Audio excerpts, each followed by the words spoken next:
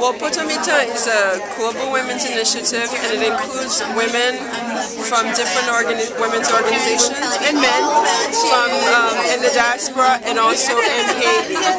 It's an extremely important initiative because at this point that we're talking about the reconstruction of Haiti, we want to make sure that women's voices, grassroots voices, are part of this conversation.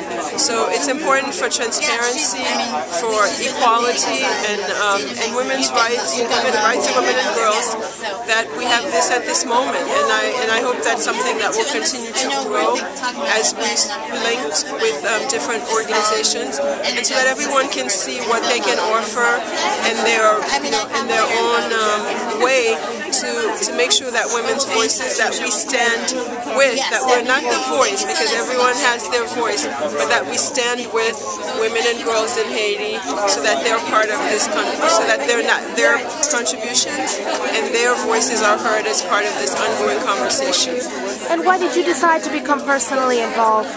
Well, because I am a result, a child of a very strong female-headed family. I mean, I had, growing up, my parents were abroad, so I had more than one, I had several mothers. And I was always surrounded by these women who were super giants to me, but were vulnerable in the society, who were not rich, who were not powerful, but, you know, managed with what they had to construct a life, and really invested a lot in me and other young girls in the family.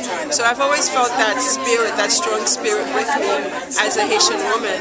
And I think, you know, when you go to Haiti and see the conditions that people are living in, but a lot of them women with small babies sleeping out in the streets and suffering, you know, standing up when it's raining, and the trauma, the amputees, and all of these very really horrible conditions that, I mean, it's hard to not be moved to see what you can do in that process. So I think that's why we've all come together, and we've all, as people who live outside, and to see what we can do to help make those conditions better. And there is a kind of urgency to it too. I mean, as we talked about today, you know, you have a hurricane season coming, and you have something like 3 million people homeless. And when they talk about homelessness in Haiti, it's not virtual homelessness. It's people closing a street to sleep in it at night. So it's a very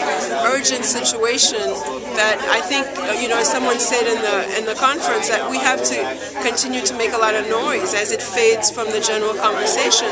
We have to continue to make sure that these stories are told, that to help stand together with these women who are trying to survive the current moment, but it's important that they're part also of the future and the reconstruction of Haiti. And what is your, what do you feel about what's going on now at the donors meeting and the whole process that's brought us to today, since the 12th? Well, you know, Haiti has had donors meetings before. I think we have, I mean, a lot of us are cautiously optimistic.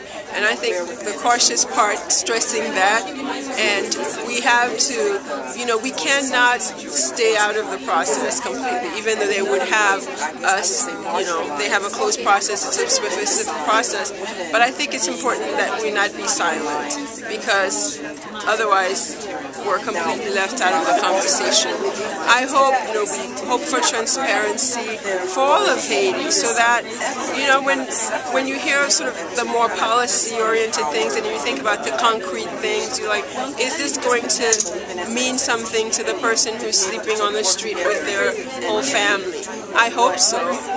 And that's what, you know, we want to keep crying and screaming and shouting about, so that it really trickles down, whatever comes out of this, so that it means something to the people who need it to mean something to them the most. This is my last question. What do you feel is the next step for Poto Mitan, should be the next step for the group?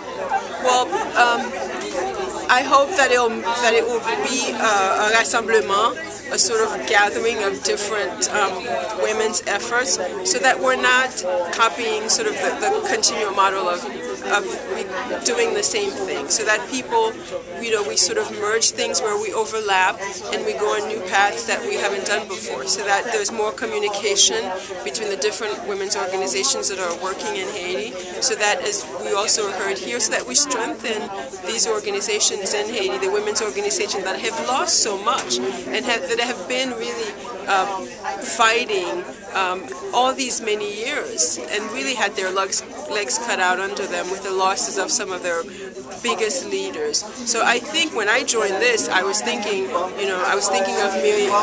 Miriam, women that I had known who were sort of the face of the women's movements in Haiti, and in a way that they're reconstructing a new movement as they're starting to, feed their families, as they're sleeping in their cars, so everything we're trying to do, we're doing in their honor and in their memory, but also to guarantee the lives, to continue the work that they've done for the women and girls that they were very much so passionate that they've devoted their entire lives to.